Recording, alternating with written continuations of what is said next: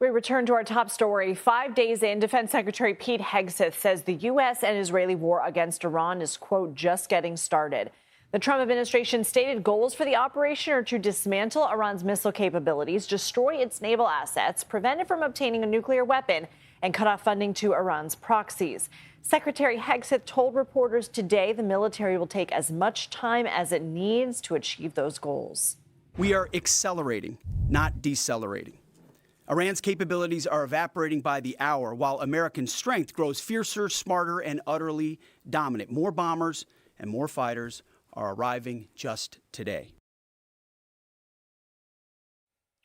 Retired Navy Vice Admiral Robert Murrett joins us now. He's also the Deputy Director of Syracuse University's Institute for Security Policy and Law. Thank you for being here. What is your assessment of where this conflict stands? Yeah, it was as we were discussing earlier, Lindsay, and I think the prior folks you had on the show today outlined it pretty well. Two big issues that I would draw on, which the Secretary of Defense was just touching on, is the duration of the conflict and the scope of the conflict. And those are the two major factors that we need to evaluate. The scope, just to address that first, is expanded dramatically just in the first few days of this conflict, all the way from really the Eastern Mediterranean to off the coast of Sri Lanka, with the sinking of a Iranian frigate, which happened just in the last 24 hours, and just about every place in between. The duration, I think, is the other big question, Lindsay. We've heard the president has mentioned, 5 or 6 weeks, or perhaps even longer than that. Nobody really knows yet, but I think, which we heard from the Pentagon today, they're not telegraphing any specific end time that they'll be willing to suspend operations. And Secretary Hegseth said an American sub launched a torpedo and sunk an Iranian warship for the first time since World War II. Our Eleanor Watson notes other countries have done that since World War II, including the UK in 1982. Admiral, what's the significance of this?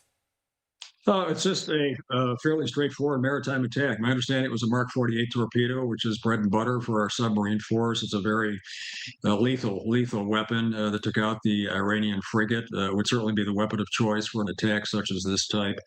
And in a sense, it is history that hasn't been made for quite some years, as you say, aside from what the British Navy did with the nuclear submarine, the Falcons. So it's a important inflection point, but one that, from a maritime standpoint, in tactics, is fairly straightforward. Why is Iran's Navy such a threat? Why are administration officials so concerned with its capabilities? Yeah, I think that's one of the probably unheralded stories of what's been happening over the last several days. There have been a whole series of high-end attacks. The different numbers you hear, probably as many as a dozen different ships in the Iranian Navy on both sides of the Straits of Hormuz have been taken out. Lindsay, I think the real answer to your question is concerns about blockading the Strait, which has already effectively happened, largely because of commercial and insurance rates. But I think the administration is determined to degrade the capability of the Iranian Navy to an extent that they're not in a position to block the Strait of Hormuz or present any other kind of threat to the neighboring countries. Okay, Robert Murrett, thank you.